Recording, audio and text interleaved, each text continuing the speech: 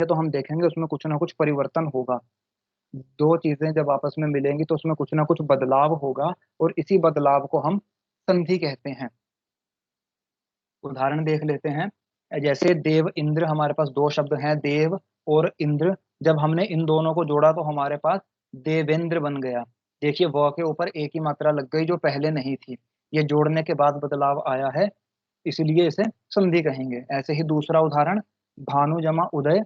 आप देखेंगे कि भानु में छोटा ऊ है, और जब हमने इसको संधि करके लिखा तो भानुदय बन गया, न में बड़ा ऊ लगा दिया। तो ये जो बदलाव आया है, ये जो परिवर्तन आया है, इसी परिवर्तन को हम संधि कहते हैं। अब संधि का विषय यदि हम सामान्य रूप से संस्कृत में देखें तो ठीक है, लेकिन यदि हम हिंदी में देखें तो हिंदी काफी विस्तृत भाषा हो गई है आज के समय में। और क्योंकि संधि संस्कृत से संबंधित विषय है, तो संधि हिंदी में भी केवल तत्सम शब्दों के बीच में होती है। ये ध्यान देने वाली बात है, और बताने वाली बात भी है, क्योंकि इस हिंदी में चार तरह के शब्द होते हैं: तत्सम, तद्भव, देशज और विदेशज। लेकिन जो संधि होती है वो सिर्फ तत्सम शब्दों में होती है, अर्थात तत्सम का अर्थ उन्हीं शब्दों में होगी जो संस्कृत निष्ठ हैं, जो संस्कृत से हिंदी भाषा में लिए गए हैं या प्रयोग होते हैं। संधि सिर्फ उन्हीं शब्दों में होगी। इसके अतिरिक्त जो देशज शब्द हैं, आम बोलियों का है, जो हमारी स्थानीय बोलियां हैं, या विदेशी शब्द हैं, तो इन शब्दों में जो है संधियां नहीं होती।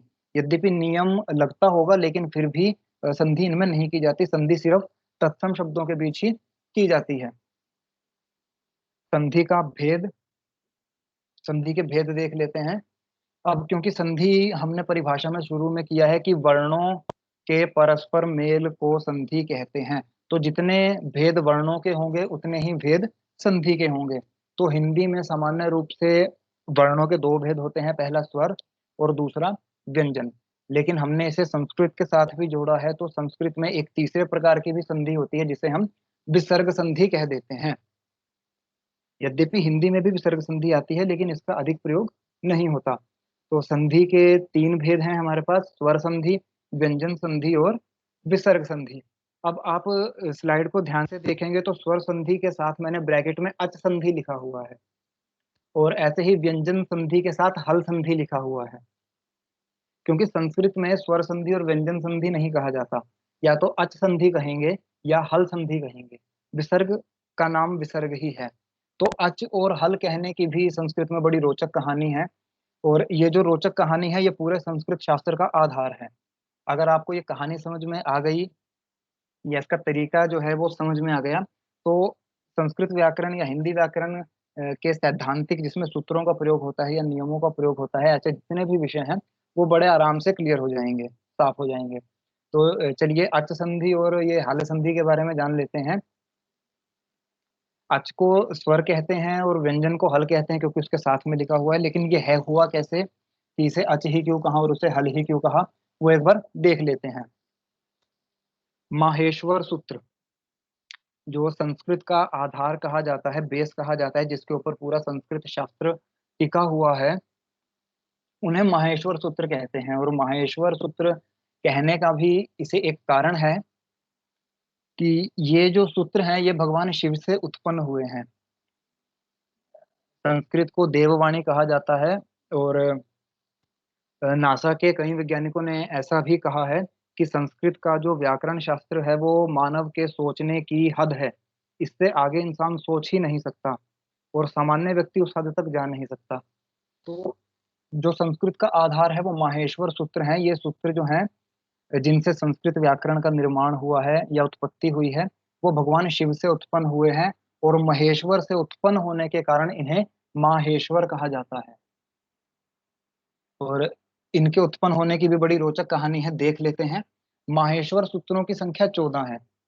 पाणिनि के माहेश्वर सूत्रों की संख्या 14 है, और इसके पीछे कहानी ऐसी मानी जाती है कि एक बार जो भगवान या महर्षि पाणिनि है, वो व्याकरण शास्त्र के निर्माण के लिए भगवान की आशीर्वाद प्राप्ति के लिए, ज्ञान प्राप्ति के लिए समाधि अवस्था में ध्यान लगाकर बैठे थे। और उसी समय जो है वो भगवान शिव ने, नटराज ने प्रसन्न होकर नृत्य करते हुए अपना डमरू बजाया, और उस डमरू से जो नाद, जो ध्वनियां उत्पन्न हुई, ध्यान अवस्था में बैठे महर्षि पाणिनि ने उन ध्वनियों को ग्रहण कर लिया। और इसके बारे में एक श्लोक प्रसिद्ध है। ये श्लोक नीचे लिखा हुआ है।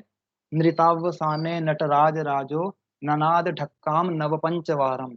कि नृतावसाने नृत्य अवस्था में नटराज राजो, जो नटों के भी राजा हैं, अर्थात नटेश्वर हैं, भगवान शिव की बात कर रहे हैं, उन्होंने अपना ननाद ढक्काम, अपने डमरू से जो है वो नाद किया, ध्वनिया की।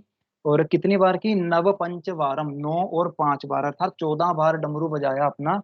और उन्हीं से जो है ये दूसरी पंक्ति की अंतिम लाइन है, शिव सूत्र जालम। ये जो शिव सूत्र हैं, जिन्हें माहेश्वर सूत्र कहते हैं, उन्हीं 14 ध्वनियों से उत्पन्न हुए हैं, उन्हीं को सुनकर लिखा गया है।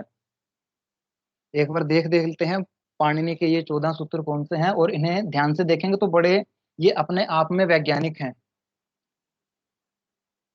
बड़े ही साफ और स्पष्ट तरीके से बनाए हुए हैं, क्रमबद्ध।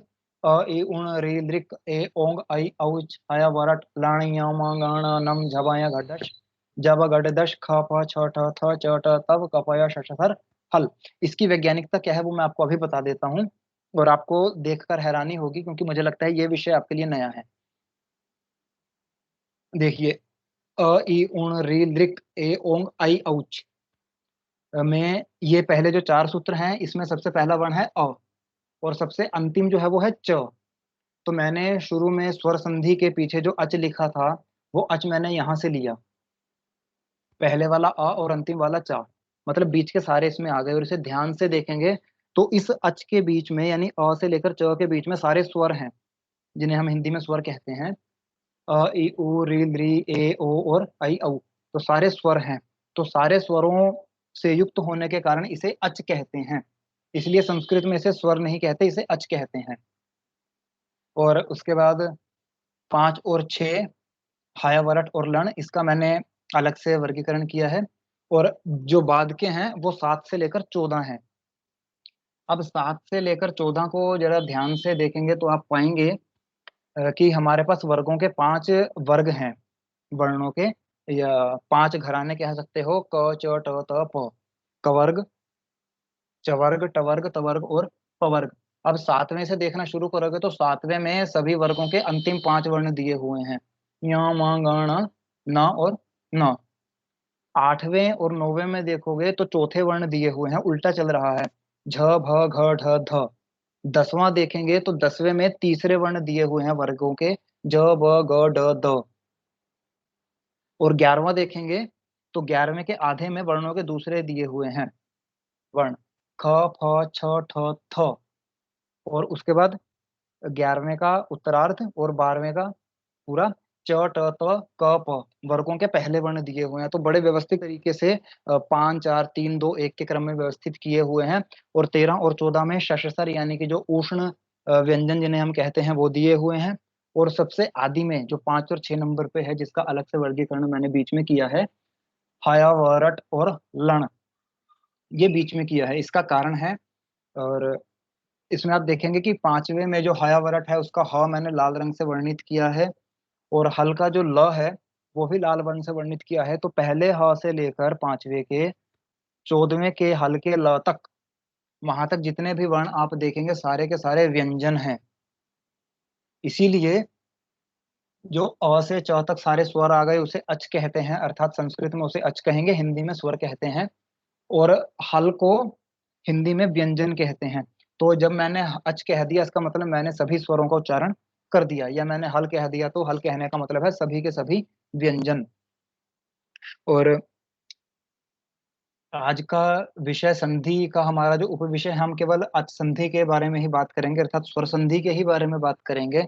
और क्योंकि प्रयास किया है सूत्रात्मक तरीके से लेने का, संस्कृत से थोड़ा जोड़ने का, तो देखेंगे कि हमें जैसे अच में सारे के सारे स्वर आ गए, उसी तरह जो संस्कृत का व्याकरण है वो इसी तरह सूत्रात्मक रूप से चलता है। अर्थात हमने एक प्रत्यय बोला और वो प्रत्यय अपने बीच में आए सभी वर्णों का उच्चारण करेगा। एक बार देख लेते हैं। जैसे नीचे अ, आप देख सकते हैं, अक, अक का मतलब अ इ उ री लृ, पहला और दूसरा। उसके बाद इक, इक में वही आएगा, ई उ री लृ। एंग, एंग में ए और ओ आएगा, तीसरा वाला। और ऐच में आएगा चौथे वाला, आई और औ, केवल दो वर्ण। तो ये जो चार प्रत्यय हैं, यही चार प्रत्यय जो है पूरी स्वर संधि में आपके काम आएंगे। अगर आपको इनका क्रम याद हो गया तो आपको स्वर संधि, आप आंखें बंद करके कर लेंगे, किसी भी शब्द को पहचान सकते हैं किस संधि का आएगा। और इसके साथ ही मैंने बताया था कि जो हयावरट है और ये लण है जो पांचवा और छठा है, इन्हें बीच में रखने का कारण ये है कि इन्हें संस्कृत में अंतस्थः वर्ण कहते हैं। अंतस्थः मतलब बीच के वर्ण। केवल यही चार वर्ण हैं, ये पांच वर्ण हैं जो स्वरों का और व्यंजनों का मेल एक दूसरे से करते हैं, दोनों के बीच में कड़ी का काम करते हैं। और एक संधि, स्वर संधि का प्रकार है, वो आपको अभी ध्यान में आ जाएगा, यण। तो यण प्रत्याहार यहीं से बनता है। यण लेंगे हम पांचवे के य से लेकर य, व, र और ल। अंतिम संस्कृत में हलंत होता है और हलंत को हम गिनते नहीं है, आधे वर्ण को हम नहीं गिनेंगे। तो ह, य, व और ल, तो इनसे यण संधि बनेगी। और यण संधि का सीधा सीधा संबंध जो होता है वो इक से होगा। अब यदि आपने बच्चों को यण संधि करानी है, जो हम अभी आगे करेंगे, तो बच्चे इसका क्रम भूल जाते हैं, उन्हें रट्टा मारना पड़ता है किसकी जगह क्या आएगा। हम भी जब देखेंगे तो मैं बताऊंगा कि जब मैं 10वीं या 9वीं तक पढ़ता था और संधि मैंने की थी, तो हमारे टीचर इस क्रम को बोलते थे जैसे संस्कृत में लिखा हुआ है ह, य, व, र, ल। और हिंदी में इसको बोलते हैं य, र, ल, व। तो ल, व कहकर ही मुझे याद होता था। ल दूसरे नंबर पर बोलते हैं, सेकंड लास्ट, और व सबसे आखिरी में बोलते हैं। तो य, र, ल, व हिंदी में इस क्रम से बोला जाता है। लेकिन जब हम यण संधि करते हैं तो ये क्रम बिल्कुल गलत हो जाता है, यहाँ रट्टा मारना पड़ता है कि इसकी जगह पर ये आएगा। लेकिन यदि सूत्रात्मक तरीके से इन पे चलेंगे तो रट्टा मारने की जरूरत नहीं है, क्रम याद रहेगा। जितनी भी संधि आएगी सभी क्रम से चलेंगी। चलिए देखते हैं। स्वर संधि, जैसा हमने संधि के बारे में पढ़ा कि वर्णों के मेल को संधि कहते हैं, उसी तरह स्वर संधि की परिभाषा भी होगी कि दो स्वरों के मेल को हम संधि कहेंगे। जैसे विद्या जमा आलय, इसमें विद्या में आ है, आलय का आ है, तो बनेगा विद्यालय। ऐसे ही दूसरा गिरीश जमा ईश, गिरी जमा ईश, क्या बनेगा, गिरीश। र में बड़ी ई हो जाएगी। तो स्वरों के बीच की संधि को स्वर संधि कहते हैं, और इसी तरह व्यंजनों के बीच की संधि को व्यंजन संधि कह देंगे, और जो विसर्ग के साथ संधि हो उसे विसर्ग संधि कह देंगे। अब स्वर संधि के प्रकार, चलिए ये आपके लिए मेरा पहला प्रश्न है। स्वर संधि विषय क्योंकि आप पहले से इसे जानते हैं, तो आप कमेंट बॉक्स में या चैट बॉक्स में लिख कर बताइए कि हिंदी में स्वर संधि के कितने प्रकार हैं। फिर हम देखेंगे कि हम संस्कृत के साथ जोड़कर चल रहे हैं तो कितना भेद आता है, हमें क्या एक्स्ट्रा करना है। और यदि आप चाहें तो एक कोई मुझे बोलकर भी बता सकता है जिससे मैं आगे बढ़ूं, बाकी लिखते रहेंगे तो बहुत अच्छा रहेगा। हिंदी में स्वर संधि के प्रकार, बिल्कुल ठीक है जी, पांच। दीर अमन अमन सर, मैं आई। जी, मैं नाम नहीं बताने, दीर्घ सिर्फ संख्या बतानी है मैम, नाम नहीं। पांच, पांच बिल, बिल्कुल ठीक है, बिल्कुल ठीक है अयादी मैम। के साथ। बिल्कुल धन्यवाद, बिल्कुल। दीर्घ पूर्ण वृद्धि यान और अयादी। जी जी जी, हिंदी में स्वर संधि जो है पांच तरह की है, लेकिन संस्कृत में थोड़ा सूक्ष्म हम लेंगे क्योंकि संस्कृत विभाग भी है अच्छा। हमारे साथ। तो हम जोड़कर चलेंगे। तो जी जी। संस्कृत में जो स्वर संधि है वो आठ तरह की है। अब आप देखिए, जो अच्छा पांच है वो समान है, जो पांच है वो समान है, हमने सिर्फ तीन के ऊपर विशेष ध्यान देना है। तो एक बार देख लेते हैं आठ भेद कौन कौन से हैं, स्वर संधि के भेद। ठीक है, जो पांच भेद आपने बताए हैं निस्संदेह आप उनमें निपुण भी होंगे। दीर्घ संधि, गुण संधि, वृद्धि संधि, अयाधि संधि, यण संधि, पूर्व रूप संधि, पर रूप संधि और प्रकृति भाव संधि। ये जो अंतिम की तीन संधियां हैं, ये शायद आपने नाम संभवतः कुछ ने पहली बार सुने होंगे। पूर्व हाँ रूप, जी, यस सर। पर रूप और प्रकृति भाव। तो शुरू करते हैं दीर्घ संधि से ही। और ये इन सभी संधियों में मैंने जो आपको बताया था वो प्रत्यय जो चार थे वो हमारे काम आने वाले हैं। अगर वो प्रत्यय हमें मैंने साइड में फिर से दिए हैं, अक, अ, इ, उ, री, लृ, एंग, ए, ओ, ऐच, ऐ और औ, इक और यण, यदि हमें ये क्रम से याद है तो ये संधियां हमारी पलक झपकते ही हो जाएंगी, ऐसा मैं कह सकता हूँ निश्चित रूप से। चलिए दीर्घ संधि को देख लेते हैं। संस्कृत के साथ जोड़ा है तो संधि में, संस्कृत में जो संधि को बताने वाला सूत्र यानी कि जो नियम को मैंने लिखा हुआ है, दीर्घ संधि को हम परिभाषित इस तरह कर सकते हैं कि ह्रस्व या दीर्घ अ ई उ के बाद यदि फिर से ह्रस्व या दीर्घ अ ई उ आ जाए तो दोनों को मिलकर दीर्घ आ ई उ हो जाता है। अ, हालांकि मैंने इसे बिल्कुल ठीक पढ़ा है, लेकिन जब मैंने खुद इसे 2-3 बार पढ़ा तो मेरी समझ में नहीं आया। तो मैं ये अपेक्षा करूंगा कि इस परिभाषा के अनुसार यदि मैं बच्चों को पढ़ाऊंगा तो संभवतः उन्हें 5-6 बार से पहले समझ में नहीं आएगा। यदि आप इस तरह से सहमत हैं तो मुझे बता सकते हैं हाँ या ना, यस और नो कहकर कुछ भी, कि इस तरह से बताएंगे कि दीर्घ अ ई उ के बाद यदि फिर से दीर्घ अ ई उ आ जाए, ह्रस्व या दीर्घ आ जाए तो दोनों को दीर्घ अ ई उ हो जाता है। सुनने में भी थोड़ा अजीब सा लगता है, रीजनिंग टाइप में आ जाता है। तो ये जो सूत्र ऊपर दिया हुआ है अकह सवर्ण दीर्घ, यदि आपको ये समझ में आ गया तो आपको दीर्घ संधि मिनट में समझ में आ जाएगी, उदाहरण तक देखने की जरूरत नहीं पड़ेगी। चलिए देख लेते हैं। देखिए अकह सवर्ण दीर्घ, 3 शब्द हैं, अक, सवर्ण और दीर्घ।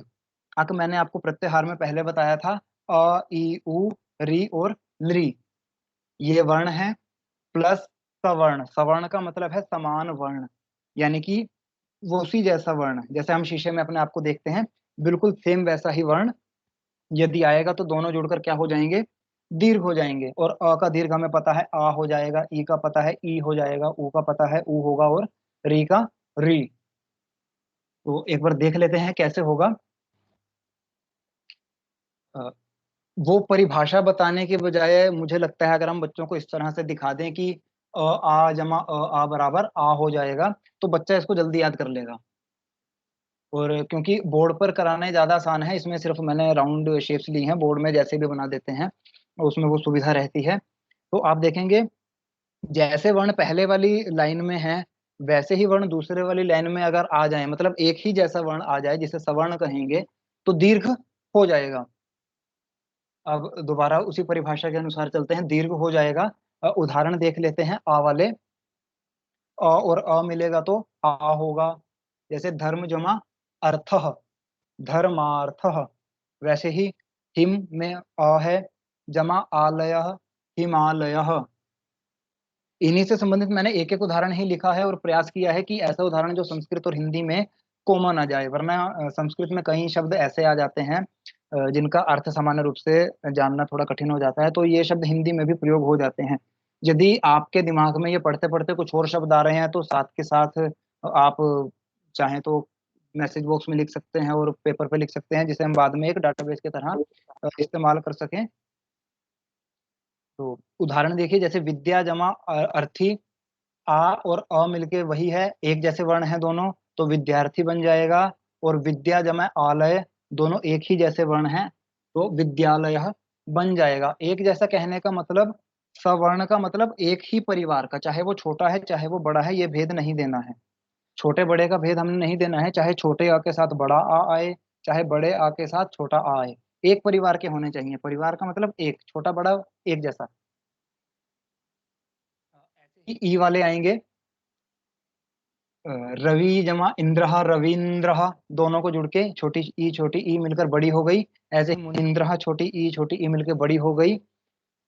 और गिरीश, छोटी ई गिरी में और ईश में बड़ी ई, गिरीश। मुनि में छोटी ई और आगे ईश में है बड़ी, मुनीश।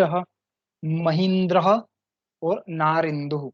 मही मैं आपको बता दूं, मही पृथ्वी को कहते हैं, धरती को मही कहते हैं, तो महिंद्रा यानी कि धरती का राजा, ये राजा को ही कहते हैं। भूपति, भूपेश, नरेश और महेश, महेश नहीं आएगा, महिंद्रा। हाँ महेश भी, महीश आएगा, अंतिम वाला है। नदी जमा ईशः नदीशः और मही जमा ईशः महीशः। अब आप देखिए, मही शब्द से जुड़े हुए इतने सारे शब्द हो गए। महीशः का भी वही अर्थ है, महिंद्रा का भी वही अर्थ है और भूपेंद्र का भी वही अर्थ है, भूपेश का भी वही अर्थ है। तो हमारे पास राजा का एक ही तरह से सिर्फ संधि पढ़ते पढ़ते हमारे पर्यायवाची तैयार हो गए। तो 2 पर्यायवाची तो यही हो गए, महिंद्र और महीशः। तो इस तरह से जोड़ सकते हैं बच्चों के साथ। तो बच्चों के साथ पर्यायवाची शब्द भी याद होते रहेंगे और उदाहरण देंगे तो उनके शब्दकोश में भी वृद्धि होगी। ऊ वाले उदाहरण देखते हैं। भानु जमा उदय, दोनों में छोटा ऊ है और जुड़ने के बाद भानुदय हो जाएगा। बिल्कुल ठीक है मैम। पुस्तक जमा आलय, पुस्तकालय, ये भी दीर्घ संधि है अ और अ वाली। सूक्ति ही, सूक्ति शब्द का हिंदी और संस्कृत में बहुत प्रयोग होता है। सूक्तियां हम कह देते हैं सूक्ति, और हमें बच्चों को इसका अर्थ कराना पड़ता है सु जमा उक्ति। तो ये भी जो है दीर्घ संधि का उदाहरण है। उसके बाद लघु उर्मी, उर्मी तरंग को कहते हैं। सिंधु उर्मी, सिंधु समुद्र को कहते हैं, समुद्र की तरंग यानी कि लहर। वधूत्सव, हम जैसे हमने कई बार देखा है, ये वधूत्सव दीर्घ संधि में ही प्रयोग होता है।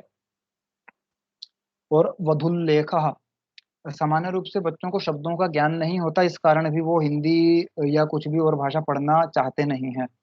सिर्फ ऐसा नहीं है कि हिंदी के पाठ्य पुस्तक रामकथा है, महाभारत ही नहीं पढ़ना चाहते, आप उनको कहानियों की किताब देंगे वो तब भी नहीं पढ़ना चाहते, क्योंकि उन्हें शब्दों का अर्थ ही नहीं पता चलता। सामान्य रूप से देखेंगे तो सिंधूर्मी शब्द बच्चे से पढ़ा ही नहीं जाएगा। तो इस तरह के शब्द बुलवाने से, मैंने एक एक उदाहरण दिया है, मैं उदाहरण और पूछता हूँ सामान्य रूप से। इससे जो है शब्दों को बोलने का अभ्यास भी बन जाता है और शब्दों को करने का अभ्यास भी बन जाता है। भूर्ध्वः वधूजः, संधि के उदाहरण है। री वाली देख लेते हैं। पितृऋण, मातृऋण और भ्रातृऋण, इसमें इस तरह के 3 या 4 उदाहरण ही बनते हैं। यदि आपके पास कुछ और उदाहरण हो तो आप मुझे बता सकते हैं। इसके साथ हमारी दीर्घ संधि खत्म हो जाती है। विषय आता है गुण संधि का।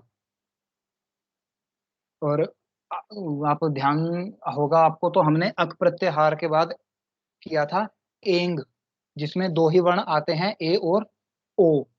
ए और ओ, तो गुण संधि में सिर्फ ए और ओ का ही प्रयोग होता है। इसकी व्याख्या देखेंगे एक बार, परिभाषा, कि अ और आ के आगे यदि ई हो तो ए हो जाएगा और उ हो तो ओ हो जाएगा, लेकिन यदि री हो तो अर हो जाता है। ई होगा तो ए, उ होगा तो ओ और री होगा तो अर। इसका भी मैंने एक डायग्राम बनाने का प्रयास किया है।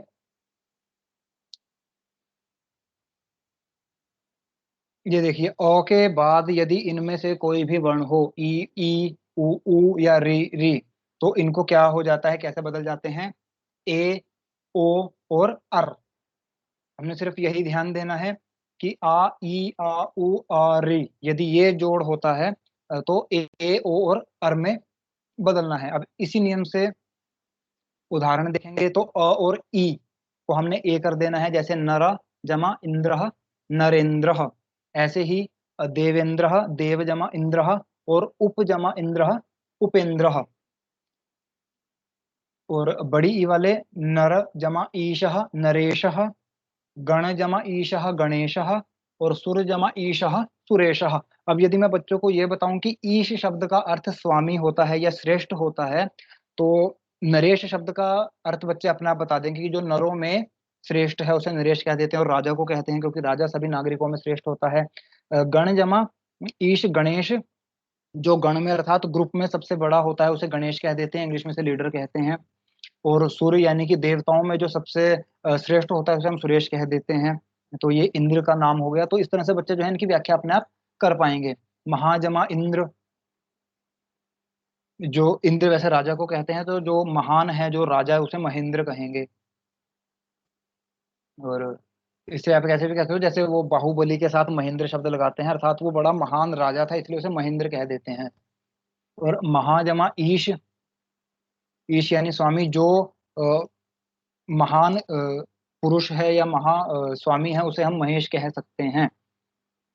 ऐसे ही उमेश, उमेश शब्द का विग्रह क्या बनेगा, उमा जमा ईश, अर्थात उमा का स्वामी। ये भगवान शिव का नाम है। सामान्य रूप से बच्चों को उमेश का अर्थ नहीं पता होता, लेकिन ऐसे बताएंगे कि ईश का अर्थ स्वामी होता है, तो उमा का अर्थ उन्हें पता है पार्वती। तो जो पार्वती का स्वामी है अर्थात पति है उसे उमेश कहेंगे। नाम अपने आप में अपना अर्थ बताता है। अ और उ वाले देखेंगे, जिसे उ हो जाता है, जैसे सूर्य जमा उदय, अ और उ मिलके ओ हो जाएगा, तो सूर्योदय, भाग्योदय। ऐसे ही महाजमा उत्सव, महोत्सव, यथोचितम। ऐसे ही वसंत जमा उत्सव, वसंतोत्सव। हमने देखा है बच्चों को, ये हम निबंध लेखन करवाते हैं या अनुच्छेद लेखन करवाते हैं वसंत ऋतु, तो वसंतोत्सव का उन्हें मतलब नहीं पता चलता कि ये वसंतोत्सव है क्या। तो संधि अगर इस तरह उन्हें पता हो कि वसंत जमा उत्सव, वसंत का उत्सव बनेगा, तो सामान्य रूप से बच्चों को इससे मिलते जुलते शब्द पहचानने में आसानी रहेगी। जल जमा उर्मी, जलोर्मी अर्थात पानी की लहर।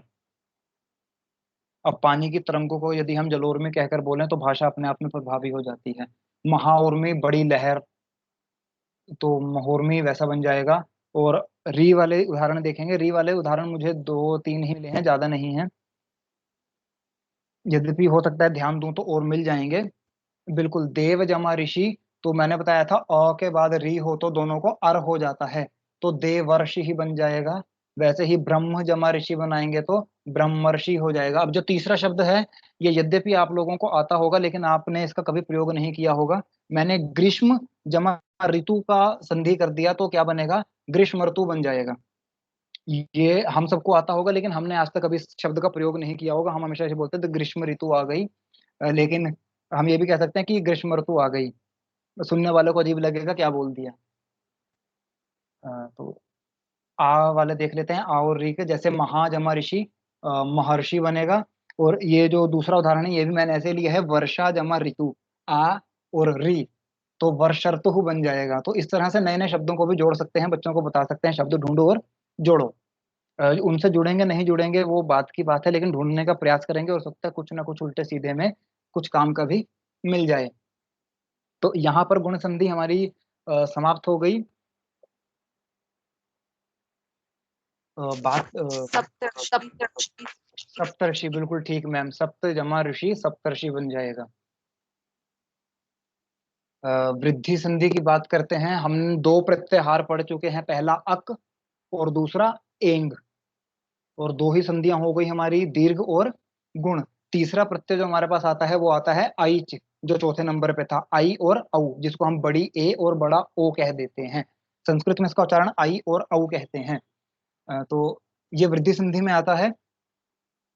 और अ या आ का ए या ए से मेल होने पर आई हो जाता है, तथा अ और आ का ही ओ और औ से मेल होने पर औ हो जाता है। फिर वही ये परिभाषा पढ़ने में थोड़ी अजीब सी लगती है और एक बार में समझ भी नहीं आती। मैंने इसका भी वही वैसा ही कुछ बनाया है, देख लेते हैं। अ या आ को यदि ए के साथ जोड़ेंगे तो क्या होगा, और यदि ओ के साथ जोड़ेंगे तो क्या होगा, वही हो जाएगा। तो ए या आई के साथ जोड़ेंगे तो आई हो जाएगा, और ओ या औ के साथ जोड़ेंगे तो औ हो जाएगा। हमने सिर्फ यही देखना है वृद्धि संधि कहाँ बनेगी, यदि पहले अ है, बाद में ए या आई है, और या ओ या औ है। ऐसे ही उदाहरण लेंगे ए को आई होने वाले। जैसे ये उदाहरण मैंने लगभग सभी, मुझे लगता है संस्कृत के ले लिए, कुछ एक इसमें हिंदी में प्रयोग होते होंगे। यदि आपके पास हिंदी के मिलते जुलते उदाहरण है तो आप लिख कर रख लीजिए, या संभव हो तो यहाँ भी भेज दीजिए, मैं भी लिख लूंगा। पहला उदाहरण है तत्र जमा एव। एव का मतलब मैं आपको बता दूं, सभी शब्दों में एव लगा हुआ है। एव का मतलब ही, जो हम ही कहते हैं निश्चित अर्थ में ही। और तत्र का मतलब वहां, तो जैसे मैं कहूंगा वो वही है, तो वही का मतलब तत्रैव। तत्र जमा एव, तत्रैव। ऐसे ही शब्द बना अत्रैव, अत्र कहते हैं यहाँ को, अत्रैव यहीं, जैसे यहीं रख दो तो अत्रैव रख दो। ममैव मेरा, मम कहते हैं मेरा, मम एव मेरा ही, जैसे मेरा ही नाम अमन है, तो ममैव नाम अमन। इस तरह संस्कृत का वाक्य बनाने में बड़ा आसान है, क्योंकि ममैव संस्कृत का शब्द है, नाम, और अमन तो हिंदी में भी वैसा ही प्रयोग होता है। तव का मतलब तुम्हारा, तो तव एव तुम्हारा ही। और अद्यैव, अद्य कहते हैं आज को, तो अद्यैव आज ही। ऐसे ही आई वाले मत ऐक्य, मत ऐक्य मतलब अर्थात मत में एकता, एक विचार। और देव, देव ऐश्वर्यम अर्थात देव का ऐश्वर्य। इसके बाद आ और ए वाले हैं, जबकि इसमें कोई फर्क पड़ता नहीं है, और आ कैसा भी हो सकता है, ए और आई कैसी भी हो सकती है, संधि वृद्धि ही होगी। सदा जमा एव, सदैव, ये शब्द हम हिंदी में प्रयोग करते हैं, सदैव। और तथा वैसे एव का मैंने ऊपर बताया ही, तो तथैव का मतलब वैसे ही। अधुना का मतलब अभी, अब। तो अधुनैव का मतलब अभी। बिल्कुल ठीक रूपाली मैम। एक एक एक एक एक एक।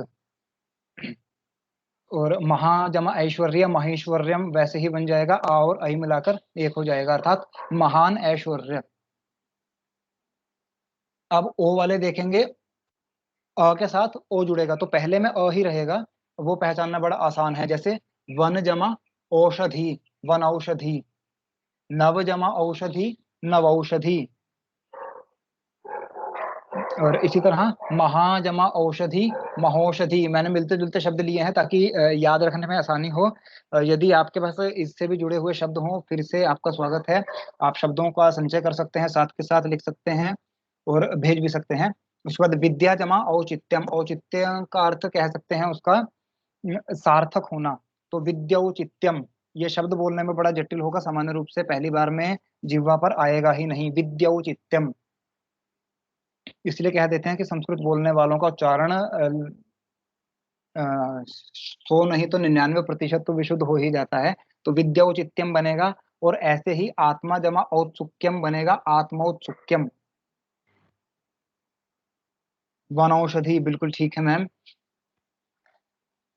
चलिए, यहाँ पर हमारी ए वाली भी हो गई और औ वाली भी वृद्धि संधि हो गई। अयाधि संधि। अब अयाधि संधि से पहले थोड़ा सा एक बार रिवाइज कर लेते हैं। मैं एक दो सवाल पूछ लेता हूँ, आप में से कोई एक बोलना चाहे तो अनम्यूट करके बोल सकता है, बाकी सभी जो हैं वो लिख सकते हैं। वृद्धि संधि में वृद्धि होने पर कौन कौन से वर्ण हो जाते हैं?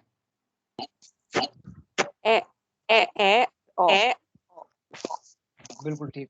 बड़ी ए और बड़ा ओ। ठीक है, बिल्कुल ठीक है। और बाकी लिख सकते हैं। दीर्घ संधि में दीर्घ संधि कब होती है? दीर्घ संधि कब होती है?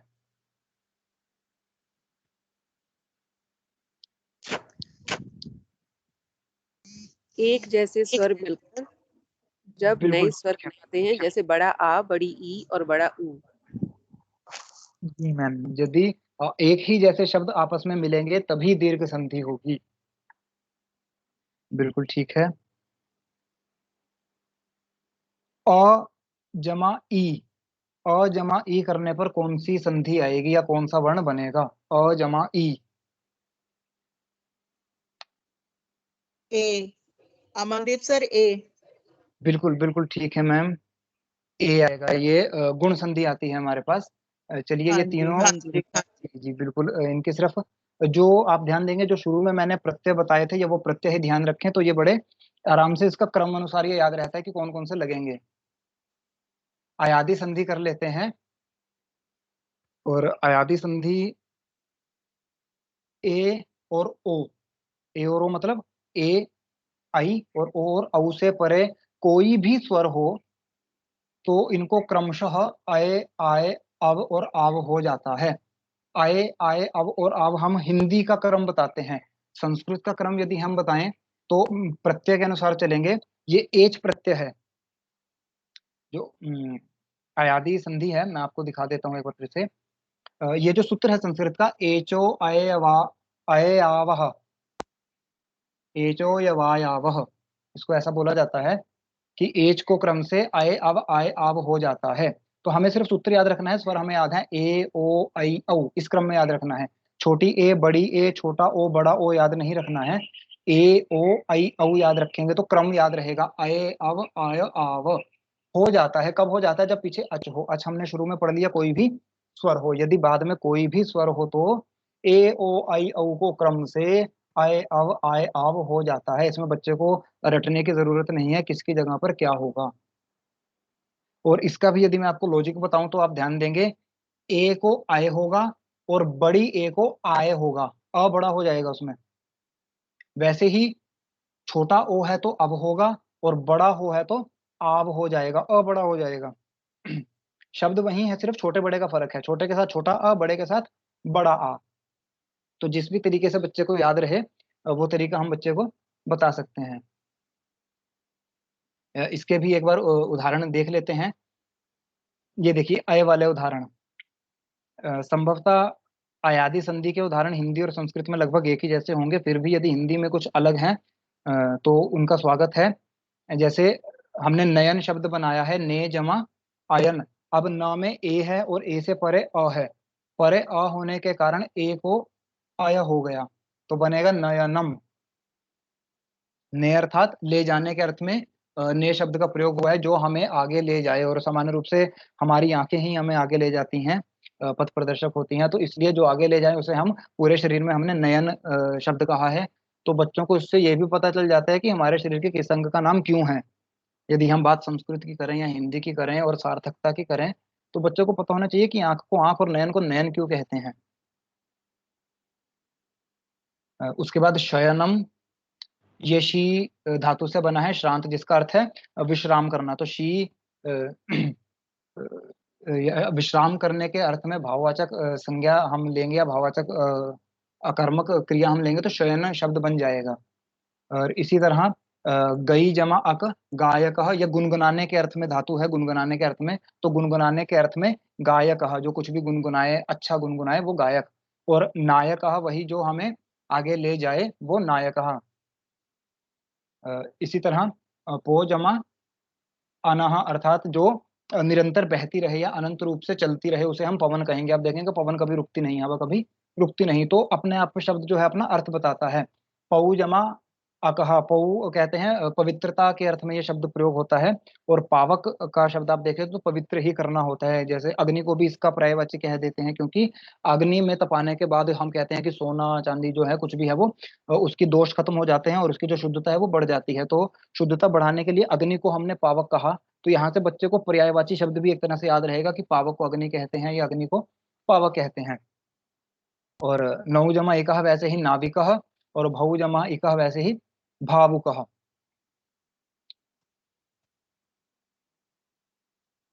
अब अच संधि जो अयादि संधि थी वो हमारी इतनी ही थी, ए और ओ को अय आए अय अब कर देते हैं।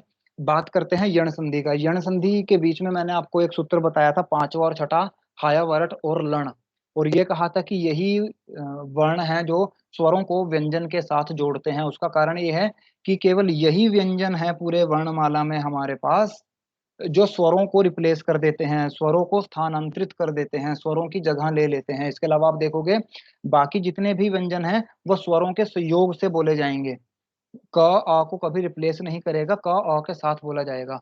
लेकिन जो यण है वो स्वरों को रिप्लेस कर देते हैं। और किन स्वरों को कर देते हैं, मैंने कहा था, जैसे हिंदी में मैंने आपको कहा था कि यण संधि को हम कैसे कह देते हैं, य र ल व। हम आपको आमतौर पर वैसे भी बोलकर देखेंगे तो य र ल व का ही क्रम हिंदी वालों को ज्यादातर याद रहता है।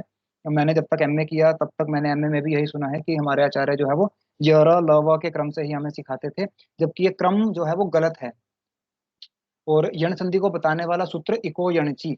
अगर आपको ये सूत्र समझ आ गया तो आपको यण संधि समझ आ जाएगी, नीचे परिभाषाएं और उदाहरण करने की जरूरत ही नहीं पड़ेगी। एक बार देख लेते हैं। देखिए इक मैंने आपको पहले बताया था, इक क्रम याद रखेंगे इसका, ई उ री ली। ई उ री ली को क्या हो जाता है यण संधि में, यण हो जाता है। तो क्रम से होगा, अपनी मर्जी से नहीं होगा। तो य व र ल, जबकि हिंदी वाले बोलते हैं य र ल व, क्रम टेढ़ा मेढ़ा होता है।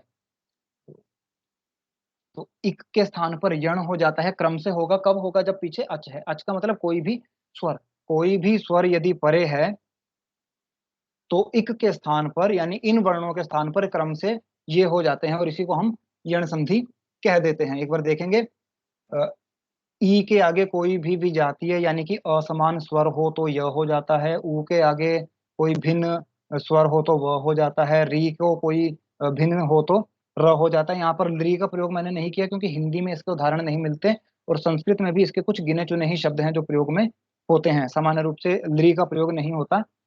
और नीचे भी मैंने लिखा है कि ई को य हो जाएगा, ऊ को व हो जाएगा, री को र और ली को ल। इसमें छोटे बड़े का भेद नहीं करना है क्योंकि सवर्ण है अमनदीप एक। सर, जी मैम। अमनदीप सर, जी यहाँ पर मैम। जो र है, र हलंत तो नहीं होगा? मैम यण संधि में हलंत होता है। मैं आपको उदाहरण बताऊंगा तो आपको ये स्पष्ट हो जाएगा। ये जितने भी अच्छा इक जी। को यण होते हैं ये सारे हलंत होते हैं।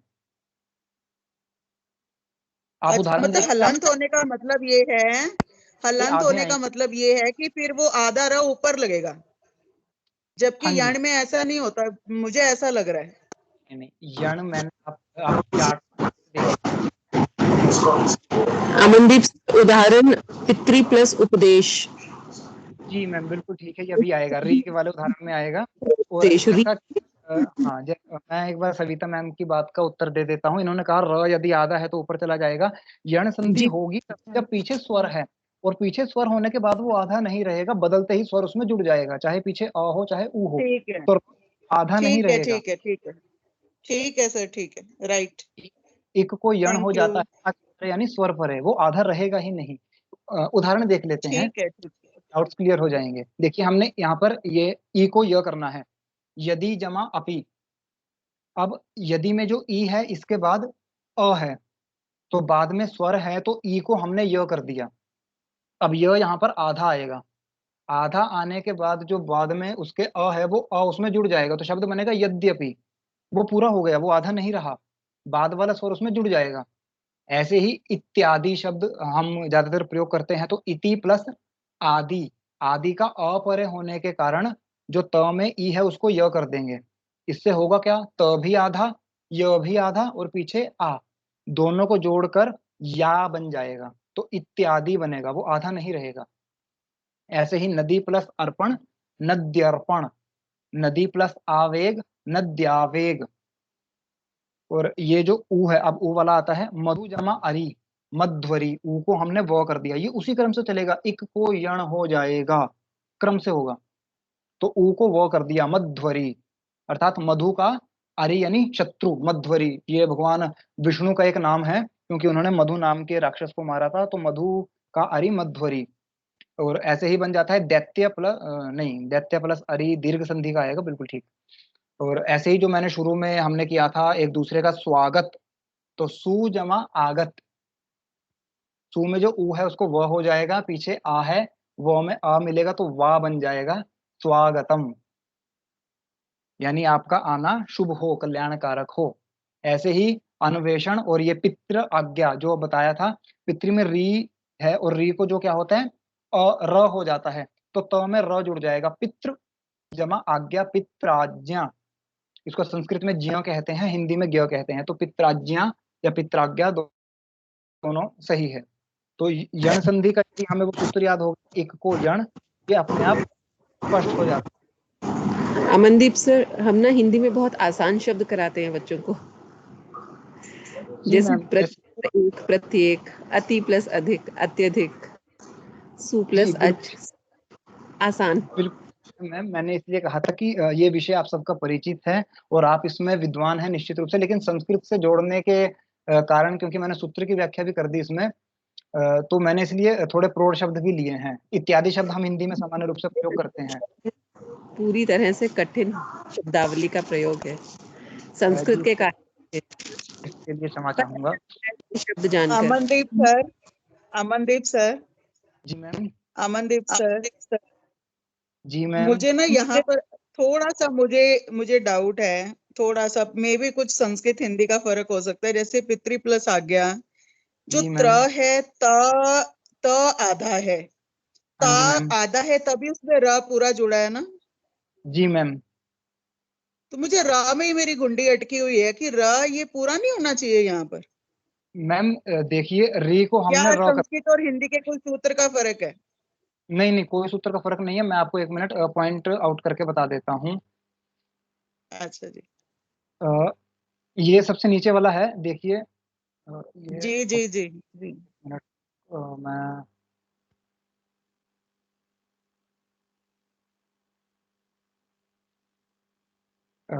हमने री के स्थान पर र करना है, ठीक है। हाँ जी, री हाँ जी। र करेंगे, जैसे हमने बाकी सारे हलंत लिए हैं, तो हमने री को र कर दिया,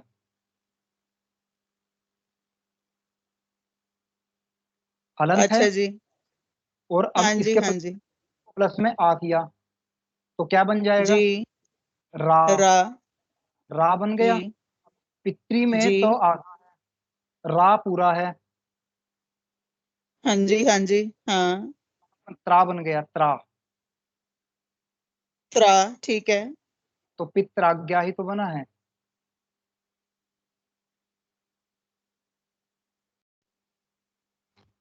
आधा त प्लस र, हम इसको ऐसे लिख सकते हैं। जी जी जी। ठीक है, और क्योंकि र में बड़ा आ है तो यहाँ पर भी बड़ा आ आएगा। हम्म।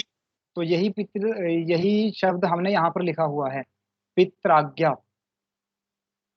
ठीक है। और ऐसे ही मातृ आज्ञा बोलेंगे तो मात्राज्ञा। मात्रा आ गया, हाँ जी, ठीक है ठीक है। र ये में आपने गुंडी पेन बड़ा है। अच्छा चलाया है, ये बता दो कैसे चलाया है पहले तो। जी बिल्कुल मैम, ये खत्म करने के बाद मैं बिल्कुल बताऊंगा, क्योंकि मैं 6th के बच्चों को हाँ, ये संस्कृत प्लीज बताइएगा जरूर। बोर्ड पे बताना और पीपीटी में क्योंकि इस बताने तरीके से में। समझाना बहुत अच्छा है, इस तरीके से समझाना बहुत अच्छा है। जी मैम, मैंने कहा था कि हाँ जी, प्रयास तो थैंक यू। आप सभी विद्वान है, लेकिन थैंक संस्कृत यू। से जुड़ा है तो कुछ ना कुछ नया निकलेगा इसमें। जी अ, जी जी जी जी, अब थैंक बात करते हैं उन संधियों के बारे में जो मैंने कहा था कि आपने शायद नहीं पढ़ी होंगी या नाम भी पहली बार सुना होगा। मैं आपको एक बार क्रम दिखा देता हूँ इनका। अ,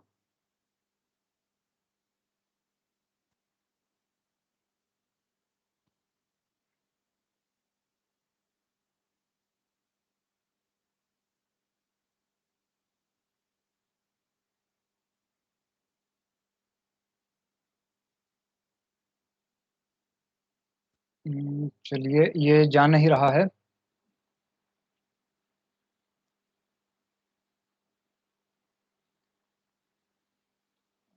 एक मिनट। हम्म, तो ये क्रम देखिए एक बार। यण संधि तक हिंदी की तरह ही है हमारे पास। अब क्रम मैंने दिया है पूर्व रूप, पर रूप और प्रकृति भाव। लेकिन स्लाइड में मैं आपको पर रूप वाली पहले करा रहा हूँ और पूर्व रूप वाली बाद में करा रहा हूँ। उसका कारण भी है, मेरी दृष्टि में था, संभवतः आपके लिए ना हो। तो पर रूप संधि देख लेते हैं। पर रूप संधि हमें नाम से ही बता रहा है कि पर रूप हो जाएगा, अर्थात बाद वाला रूप हो जाएगा, क्योंकि रूप दो ही होते हैं, या तो पूर्व होगा या पर होगा। तो पर रूप का मतलब बाद वाला रूप हो जाएगा। कैसे हो जाएगा देखिए, उपसर्ग के अ के बाद यदि ए या ओ आए तो उनको पर रूप एकादेश हो जाता है। एकादेश, ये शब्द मैंने खास तौर पर यही लिखा है, प्रयोग सभी संधियों में होता है। एकादेश का मतलब अ और ए की जगह पर एक ही हो जाएगा, और कौन सा होगा, पर वाला, यानी कि जो बाद में है वो वाला। लेकिन यहाँ पर ध्यान ये देना है, तभी होगा जब आगे उपसर्ग है। अब क्योंकि ये हिंदी में इसलिए प्रयोग नहीं होती कि हिंदी में उपसर्ग युक्त शब्द बहुत कम हैं, ऐसे जिनमें पररूप संधि का प्रयोग हो। तो इसको एक बार देख लेते हैं। ये उदाहरण सामान्य रूप से आपकी समझ में नहीं आएगा, लेकिन सिर्फ अ, बताने के अर्थ में मैंने प्रयोग किया है। प्र उपसर्ग के साथ एजते धातु लगी हुई है। इसके अर्थ पे नहीं जाएंगे, सिर्फ स्थिति को समझना है। प्र उपसर्ग है हमारे पास और एजते धातु है। अब प्र में अ है और इसके बाद ए है, तो अ और ए को मिलके ए हो जाएगा, तो प्रेजते रूप बना है यहाँ पर। ये देखिए, प्रेजते रूप बना है। इसका अर्थ नहीं देखेंगे, सिर्फ स्थिति देखेंगे कि पररूप संधि ऐसी होती है। दूसरा ओ वाला, उप जमा ओषति। अब उप में अ है, अ के अंत में, और आगे ओ है, तो दोनों को मिलकर ओ हो जाएगा, तो क्या बनेगा, उपोषति। इसका सिर्फ इतना ही प्रयोजन है, यही उदाहरण है। और अमनदीप सर एक सेकेंड। जी मैम, अर्थ क्यों नहीं देखेंगे? अगर मान लो आप संस्कृत की संधि करवा रहे हैं क्लास में, तो बच्चे पूछेंगे सर प्रेजते का क्या अर्थ है, प्रेज, तो फिर क्या बताएंगे आप? क्यों नहीं अर्थ देखेंगे? मैम सामान्य रूप से ये जो संधि है ये बच्चों के स्तर तक नहीं होती है। नहीं, फिर भी चाहे थोड़े हाई लेवल की है तो अर्थ क्यों नहीं देखेंगे? क्योंकि कहते हैं ना कि सार्थक शब्द होने चाहिए जिनका कोई अर्थ हो। जी, समास में भी और उसमें भी उपसर्ग से भी अगर लगते हैं तो इसको अर्थ हम निकलना बात देखें। चाहिए। तो हमारे संस्कृत शब्द के भी आचार्य बैठे हैं, तो मैं प्रार्थना करूंगा कि यदि वो बताना चाहें तो इसका अर्थ बता सकते हैं, बाकी इसका अर्थ हम बाद में मैं आपको बता दूंगा मैम। लेकिन हाँ, यहाँ सिर्फ कोई बताने के लिए। सर ये हो जाए ना कि संस्कृत में कोई संधि प्रेजते का अर्थ होता है प्रेज, ये जो वृद्धव धातु है, प्रजते मतलब होता है वृद्धि करना, वृद्धि प्राप्त होता है उसको प्रजते कहते हैं। लाल बाबू सर जरा थोड़ा सा दोबारा बताइए थोड़ा सा, और तो आवाज मैम इसका कहना है जो एज धातु है ये वृद्धि करने के अर्थ में है, उन्नति करने के अर्थ में है, और जब इसमें प्र लग जाता है तो प्रयोजते बन जाएगा, अर्थात प्रायोगिक सकारात्मक वृद्धि करना, किसी कार्य के प्रति वृद्धि करना, जैसे कारोबार में वृद्धि करना। ओके सर, मतलब अर्थ है ना इसका ना? जी जी मैम, संस्कृत में कुछ भी निरर्थक है ही नहीं मैम। हाँ जी, हाँ बस ठीक है, हाँ ठीक है, thank you sir, thank you. ऐसे ही आप ध्यान से देखिए, पर रूप संधि में अ के बाद यदि ए और ओ आया तो इसको पररूप हो गया, और इसका सूत्र है एंगी पर रूपम। मैं आपको चार्ट दिखा देता हूँ। एंगी का मतलब एंग प्रत्यय हमने पहले बताया था। ये देखिए एंग में कौन कौन से आएंगे, ए और ओ। यदि ए और ओ परे हैं अर्थात बाद में है तो पररूप संधि हो जाएगी। ए और ओ यदि परे हैं तो पररूप संधि हो जाएगी। और इसी का उल्टा पूर्व रूप संधि है। पूर्व रूप संधि यानी पद के अंत में ए और ओ है और उसके बाद अ है, यानी इसमें ए और ओ पहले कर दिया और अ बाद में कर दिया। यदि ऐसी स्थिति आ जाए तो दोनों को एक आदेश हो जाता है, और कौन सा होगा, अब पूर्व होगा। मतलब अ अगर पहले है तो बाद वाले हो जाएंगे, और अ अगर बाद में है तो पहले वाला हो जाएगा। इसको बाद में जब हम डायग्राम पे जाएंगे तो बिल्कुल क्लियर हो जाएगा आपका। पूर्व रूप संधि में एक विशेष चिन्ह अंकित कर दिया जाता है कि अ का रूप जो है वो हम एस की तरह लिखते हैं, जिसको संस्कृत में अवग्रह कहते हैं। आपने कई संस्कृत के शब्दों में देखा होगा एस का प्रयोग होता है। जैसे ये उदाहरण दिए हैं मैंने, ते जमा अपि। अब त में ए है जमा अ है, तो ए के बाद अ होने से अ पहले वाले में जुड़ गया, मतलब अ बाद में हो या पहले हो जुड़ेगा ए में ही। तो ए पहले होने से पूर्व रूप संधि हो गई, और अ की जगह हम ऑल एस लगा देंगे, ताकि यहाँ पढ़ने वाले को ये ध्यान रहे कि यहाँ पर थोड़ा लंबा खींचना है। वृक्षे अपि, ये सामान्य रूप से या तो सप्तमी विभक्ति के वो हैं उदाहरण है, या फिर सर्वनाम के बहुवचन के उदाहरण हैं संस्कृत के। जले अस्ति, वने अस्ति, वही है। ए के बाद या ओ के बाद अ आएगा तो उसको वही रूप हो जाएगा। अब पररूप का उदाहरण मैंने दिया था जिसमें एंग परे है, तो पररूप संधि हो गई। इसी को बदलेंगे तो कैसे आएगा, यदि एंग हम पहले कर देंगे तो पूर्व रूप संधि हो जाएगी। एंग प्रत्यय यदि बाद में है तो पररूप संधि, और एंग प्रत्यय यदि पहले है तो पूर्व रूप संधि। उल्टा है एक दूसरे का। यदि इसमें डाउट हो समझने में तो आप पूछ सकते हैं, और यदि स्पष्ट है तो हम आगे चलेंगे। सर कोई उदाहरण देकर बता दीजिए। उदाहरण मैम ऐसे ही है जैसे ये दिए हैं, जैसे प्र में अ पहले है और ए बाद में है। जी। तो ए अगर बाद में है, ए दिया है, ए का मतलब एंग, यानी कि ए और ओ यदि बाद में है तो पररूप संधि होगी। देखो इन दोनों संधि में प्र में ए, अ है, ओ, ओ में अ है, और ये दोनों वर्ण बाद में है, पीछे हैं। जी सर, तो जी बाद सर। में होने के कारण पररूप संधि हो जाएगी। और पूर्व रूप में पहले हैं ते जले, इसमें ए पहले है ये इसलिए पूर्व पहले रूप है। संधि। हाँ, हाँ बात तो में। दोनों यही है, ठीक ए है और सर। ओ अगर पहले है तो पूर्व और बाद में है तो पर, सिर्फ यही भेद है। ठीक है sir, thank you sir, thank you sir. पहले है तो पूर्व और बाद में है तो पर रूप संधि। अब एक संधि जो अंतिम हमारे पास रह गई है, प्रकृति भाव संधि। प्रकृति भाव का अर्थ जिसकी जैसी प्रकृति है उसे वैसा ही रहने दो, कुछ नहीं छेड़ा जाएगा। यद्यपि संधि का नियम प्राप्त होता है या नहीं होता है, लेकिन हम उसको संधि नहीं करेंगे, वो शब्द वैसे का वैसा ही रहेंगे। और प्रकृति भाव का अर्थ है संधि करने का निषेध कर देना। सामान्य रूप से हम कह देते हैं कि यहाँ पर संधि नहीं होगी, लेकिन मूल अर्थ ये है कि वर्णों में विकृति नहीं आएगी। वर्णों में विकृति न करके उन्हें ज्यों का त्यों बनाए रखना, अर्थात वर्ण वैसे के वैसे रहेंगे, जैसी उनकी प्रकृति है, जैसे वो है वैसे के वैसे रहेंगे। और ये संधि का प्रयोग हिंदी में लगभग ना के बराबर होता है, क्योंकि इसका जो पहला नियम है वो यही है कि द्विवचन के रूप, और द्विवचन के रूप केवल संस्कृत में बनते हैं, एक वचन, द्विवचन और बहुवचन। तो ई, उ और ए यदि द्विवचन के रूप हों तो बाद में संधि का कोई भी नियम लगे, उन सभी नियमों को खारिज करके ये प्रकृति भाव संधि आ जाएगी कि अगर द्विवचन का शब्द है तो संधि नहीं करनी है। और ये तीसरा जो इसका दूसरा है, प्लुत वर्णों में संधि नहीं होती, ये हम हिंदी में प्रयोग कर सकते हैं। प्लुत हम किसी को संबोधन करने के अर्थ में किसी को आवाज लगाएंगे तो बड़ी हो जाती है, तो प्लुत संधि में भी संधि नहीं होती। उदाहरण देख लेते हैं अब, क्योंकि द्विवचन ये संस्कृत के ही हैं। कवि जमा इच्छतः, कवि चाहते हैं, ये द्विवचन के शब्द हैं दोनों।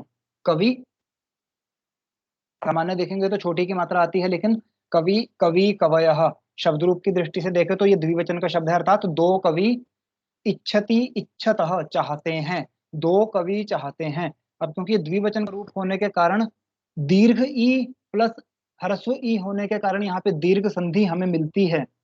यदि आप इसको सामान्य रूप से मैं आपको ये उदाहरण दूं बिना प्रकृति भाव के, तो कवि जमा इच्छत क्या बनेगा, तो आप इसको सामान्य रूप से कविच्छतः बना देंगे दीर्घ करके, लेकिन ये द्विवचन का रूप होने के कारण यहाँ पर संधि नहीं होगी।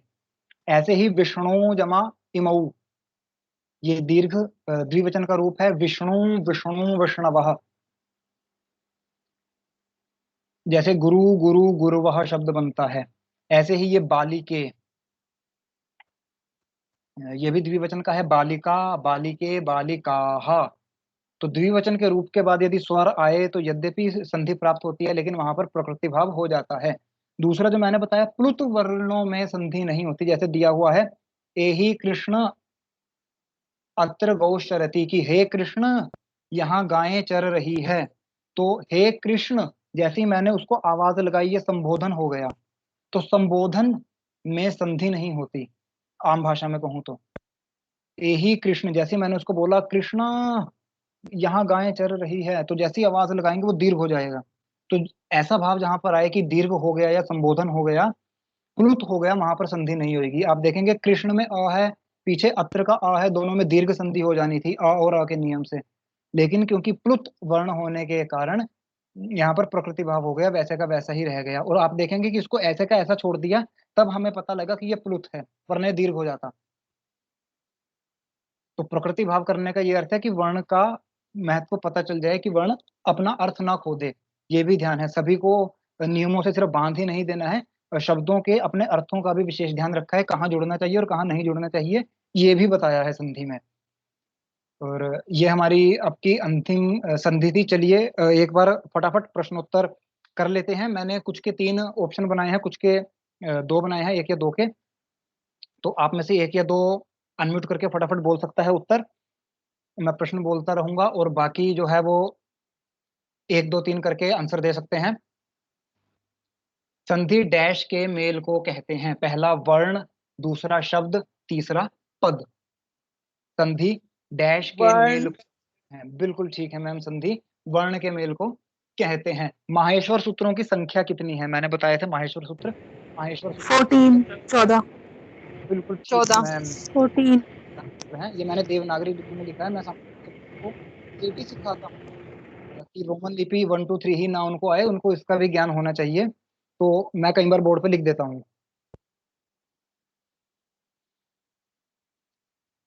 तीसरा, संस्कृत में अच कहते हैं, संस्कृत में अच किसे कहते हैं, वर्ण को, स्वरों को, या व्यंजन को?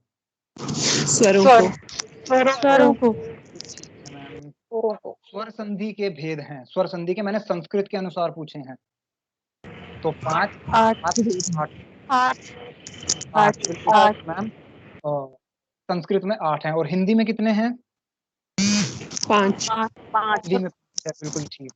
सवर्ण संधि किसे कहते हैं, सवर्ण संधि किसे कहते हैं? गुण संधि को, दीर्घ संधि को, या वृद्धि संधि को? दीर्घ संधि। ठीक, दीर्घ संधि को सवर्ण संधि कहते हैं। यण संधि में ऊ के स्थान पर क्या हो जाता है, जब हम यण संधि करेंगे तो ऊ को क्या हो जाता है, य हो जाता है, ल हो जाता है, या व हो जाता है?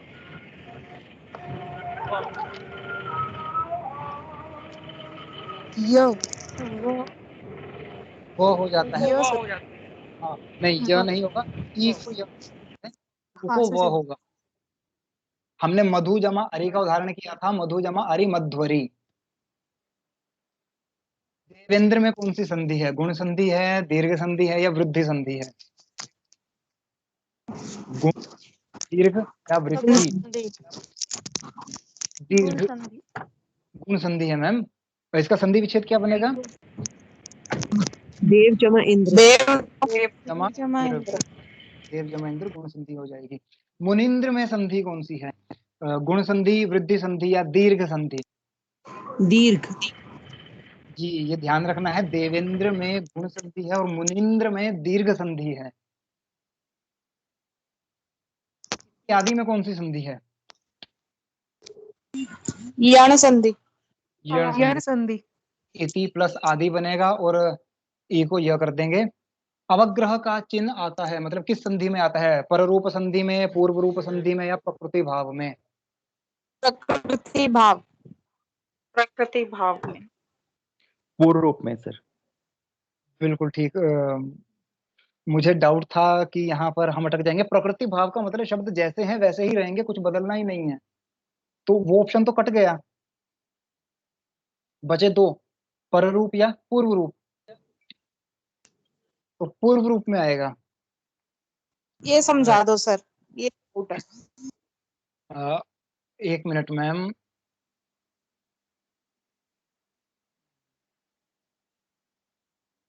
ये देखिए, पूर्व रूप में जब अ को पहले वाला वर्ण हो जाता है तो अ की स्थिति दिखाने के लिए उसकी जगह एस लगा देते हैं। ये पूर्व रूप में करा जाता है, पूर्व रूप में ही किया जाता है। जले अपि, पे अपि, वृक्षे अपि।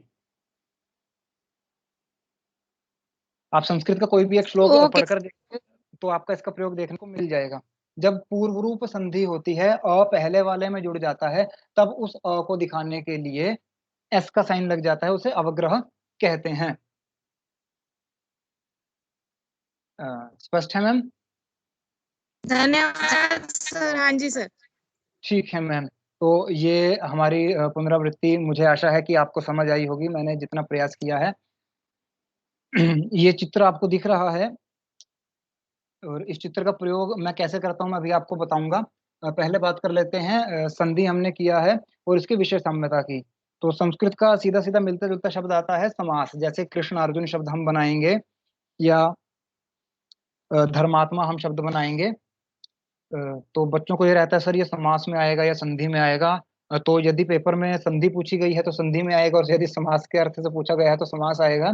दूसरा, बच्चों को हम ये भी कह सकते हैं कि समास में जो है छोटा हो जाता है। समास का अर्थ है समस्त कर देना, छोटा कर देना, संक्षेप कर देना। जैसे राजपत्र, राजा का पत्र, तो हमने इसको क्या बोला? राजपत्र। राजा का पुरुष, राजपुरुष। तो तीन चार शब्दों को हमने जोड़कर दो शब्द कर दिए। समास में दो ही शब्द होंगे, कोई भी समास हो दो ही शब्द होंगे, उसमें दो ही पद होंगे, पहला पूर्व वाला और दूसरा उत्तर वाला। चाहे उसका विग्रह 4 का बने, 5 का बने, या 6 का बने। लेकिन संधि में ऐसा नहीं है, संधि दो के बीच में ही होगी। जैसे धर्म प्लस अर्थ, तो धर्मार्थ ही बनेगा, इसमें कोई तीसरा विग्रह नहीं आएगा। जैसे समास के विग्रह में एक लंबी चौड़ी पंक्ति बन जाती है, संधि में ऐसी नहीं बनती है। तो ये मेजर भेद है इसमें, कि उसका अर्थ करके देखो, आपको पता चल जाएगा। और अमनदीप सर, संधि वर्णों में होती है और समास शब्दों में होता है। बिल्कुल ठीक है मैम, समास शब्दों में होता है। और इस परिभाषा को भी थोड़ा बहुत ठीक करें तो समास जो है वो पदों में होता है। जी बिल्कुल ठीक। कि जिसमें प्रसर्ग संस्कृत में या हिंदी में ही, शुद्ध हिंदी की बात करूं तो कारकों को शुद्ध हिंदी में प्रसर्ग कहते हैं।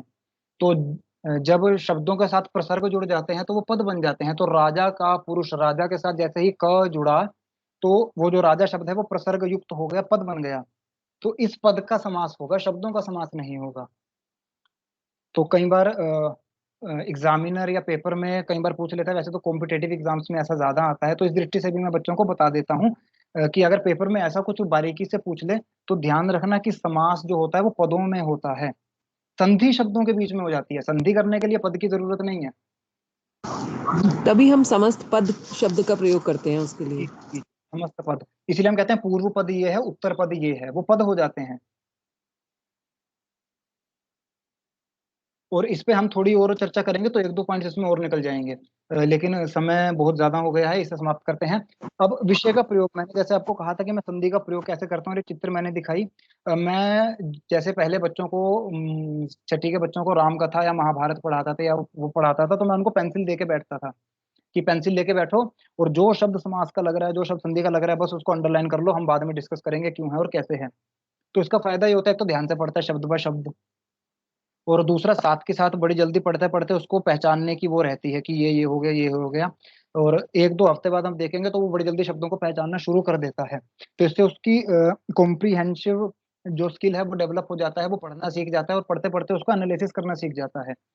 तो रेखांकन एक बड़ी अच्छी विधि है, और दूसरा बच्चा पढ़ते पढ़ते सोता भी नहीं है। ज्यादा लेंथी चैप्टर्स में बच्चे लास्ट बेंच वाले या जो आगे भी बैठे होते हैं मोस्टली सुस्ताने लग जाते हैं, तो पेंसिल लेकर देखना शुरू कर देते हैं, या जो बच्चा रीड कर रहा है उसको लेक्चर स्टैंड पे खड़ा कर देते हैं और पेंसिल लेके, बेटा जो पैराग्राफ आप पढ़ोगे आप उसमें अंडरलाइन करो।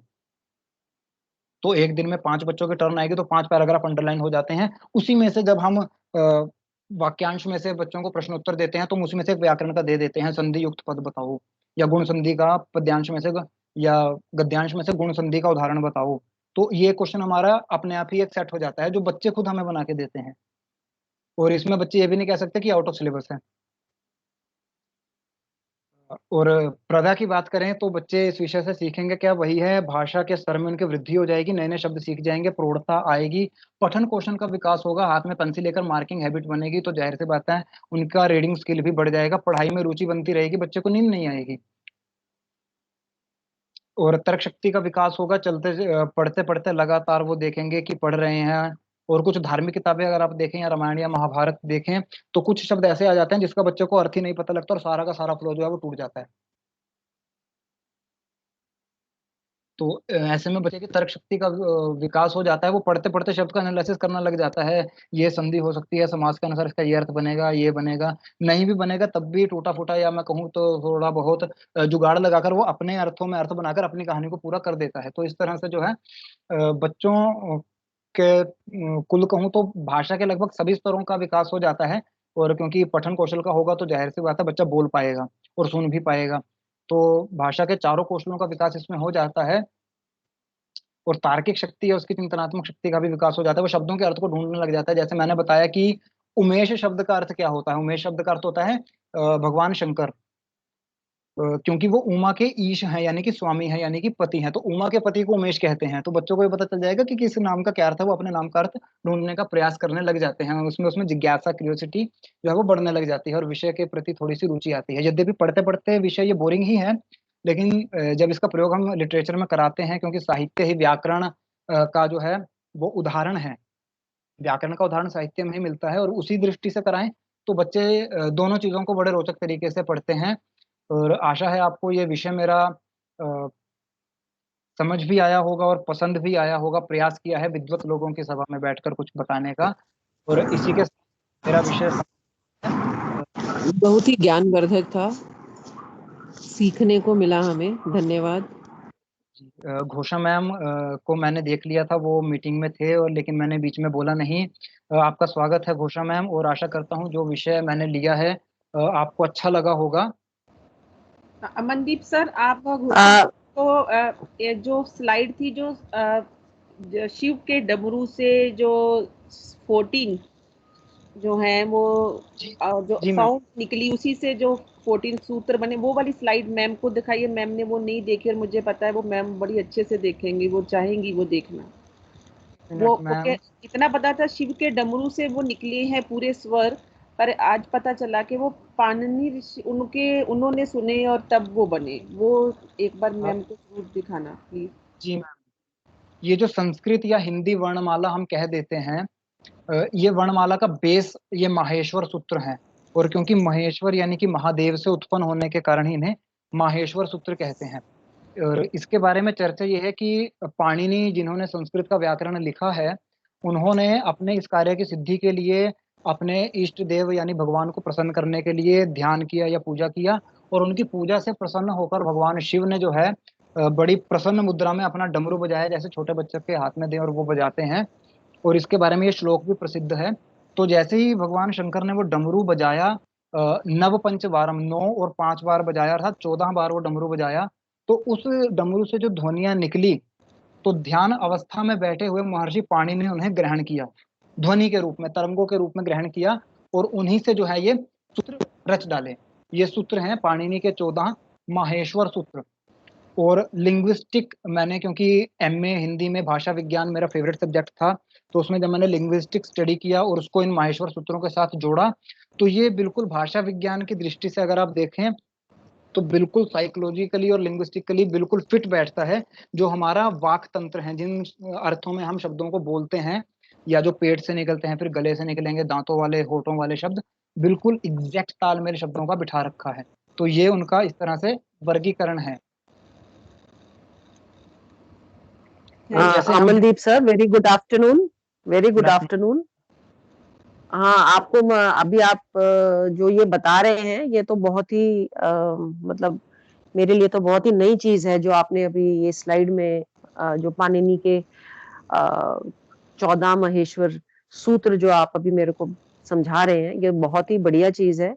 आपका जी। जो संधि और समास का एक्सप्लेनेशन था वो बहुत ही अच्छा था। जी, अगर हम संधि को लें तो दो शब्दों को लेकर के उसका हम उसको सीखेंगे और उसको जोड़ेंगे और अलग करेंगे, उसमें शब्द इस्तेमाल होते हैं। और जब हम समास की बात करते हैं तो वहां पर आप पद लेते हैं, वहां पर एक लंबे वाक्य टाइप लेते हैं और उनको जोड़ करके एक शब्द बनाते हैं। ये चीजें अगर हम वो आपका वो जो पॉइंट के जब बच्चा अपनी कविता पढ़े या अपना बुक पढ़े, लेखन पढ़े, एस्से पढ़े या लिखे, खुद भी अगर लिखे, क्रिएटिव राइटिंग भी करे, अगर इन चीजों का उसे प्रयास मतलब वो इन चीजों का उसे ज्ञात हो और उसने इन चीजों को पढ़ने में लगाया हो, तो उसकी भाषा बहुत सुधरेगी, वो गलतियां नहीं होंगी उसकी भाषा में और उसका ज्ञान भी बढ़ेगा। अनडाउटेडली आपका सेशन बहुत बहुत बहुत ही अच्छा था, बहुत अच्छा था। हाँ, वो अलग बात है कि मेरा इतना नॉलेज इसमें नहीं है, मेरा भी बहुत बढ़ गया है, मेरा भी बहुत बढ़ गया और बहुत अच्छे से बढ़ा है। सो आपको बहुत बहुत हार्दिक बधाई सर, बहुत हार्दिक बधाई, वेरी गुड। मैम, इसी के जैसे संधि और समास का आपने बताया, आपने काफी अच्छी तरह से ग्रहण कर लिया, यद्यपि आपका विषय नहीं है। हम दूसरे अर्थों में कहें तो समास संधि से ऐसे भी हैं जैसे वन वर्ड सब्स्टिट्यूट्स होते हैं, अनेक शब्दों के लिए एक शब्द, ये समास है। बिल्कुल, हाँ जी, हाँ जी, हाँ जी। आप नहीं, आपका जो सही कह रहे हैं आप, मतलब कोई भी भाषा की अगर पकड़ लेनी है तो ये चीजें हैं जो उसका बेस है, तो बच्चा रुचि ही लेगा उसमें, फिर उससे घबराएगा नहीं।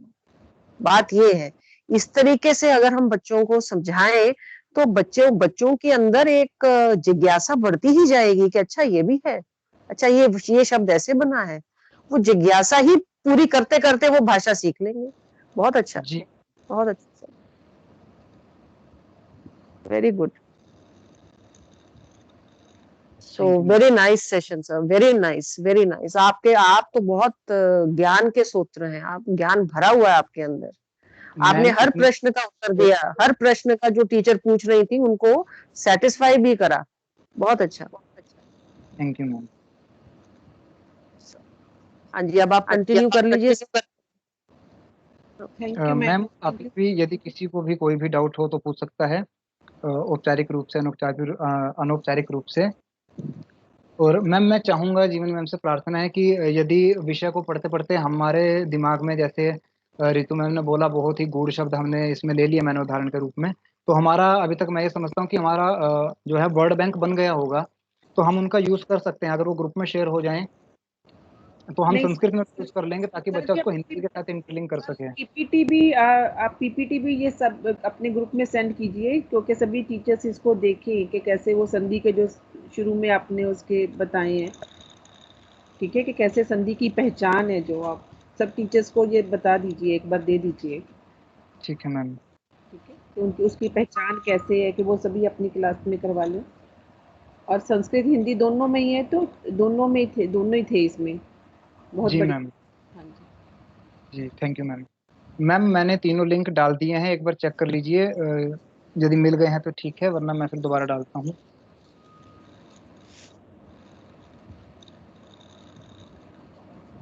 Thank you Neelam ma'am. Actually सही बताऊं तो अब तक जितने भी सेशन हो चुके हैं, मे भी 5 हो चुके हैं, और वो सारे सेशन देखने के बाद आज के सेशन में मेरी टांगे कांप रही हैं, और मैंने कल ही बोला था कि कल से मेरी टांगे कांप रही हैं मैम, लेकिन समझ ही नहीं आ रहा था क्या करेंगे।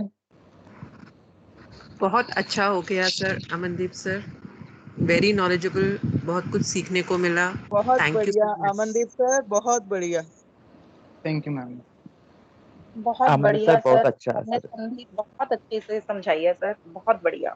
अभी Thank you, संस्कृत के हमारे पास 3 महारथी और हैं, जिस दिन उनका भी सेशन होगा तो बहुत कुछ सीखने को मिलेगा हमें। बेसिक नॉलेज है वो संस्कृत ही है, संस्कृत से हिंदी बनी है। हिंदी तो ऊपर वाली बातें हैं, मेन तो संस्कृत ही है, जड़ तो संस्कृत ही है।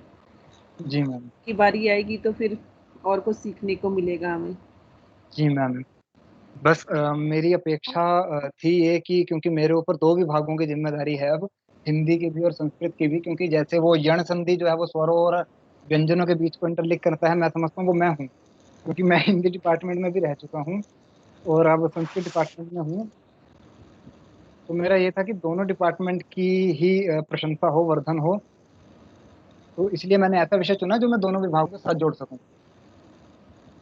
बहुत बढ़िया सर। अमनदीप सर बहुत अच्छा क्योंकि discussion सारा था। हाँ, आप सब डिपार्टमेंट्स के सारे लोग बैठे हैं, विवेक सर, बस मैं ज्यादा समय नहीं लूंगी। डिपार्टमेंट के सारे लोग बैठे हैं। सर ने संस्कृत को 9th और 10th में भी इंट्रोड्यूस करने के लिए सीबीएसई को रिक्वेस्ट करा है। सो होपफुली हमारे को अगर परमिशन मिल जाता है तो आपका जो विषय है अगर आप इसी तरह से पढ़ाएंगे तो हमारे बच्चे बहुत फायदा उठाएंगे, बहुत फायदा उठाएंगे। डेफिनेटली मैम, क्योंकि ये जो पॉइंट्स है ये हर कॉम्पिटिटिव एग्जाम में आते हैं, इवन जो सीएसबी का एग्जाम हमारा होता है उसमें भी काफी सारे वर्ड्स हमारे इसी बारीकी की वजह से कट जाते हैं। कट जाते हैं, बिल्कुल बिल्कुल सर। मतलब मुझे ऐसे लग रहा है कि मैंने क्यों नहीं एमए हिंदी करी, इतना ज्ञान है इस भाषा में। मुझे जैसे जैसे आपका सेशन चल रहा था मुझे ऐसा ही महसूस हो रहा था कि मैंने एमए हिंदी क्यों नहीं पढ़ी, मैंने संस्कृत क्यों नहीं पढ़ी। सो बहुत अच्छा लगा, बहुत अच्छा लगा, काफी ज्ञान बढ़ा। और एक लैंग्वेज की जो नींव है वो बहुत ज्यादा आपने गहराई में समझाई है, तो बहुत अच्छा लगा सर। गॉड ब्लेस यू, बहुत अच्छा।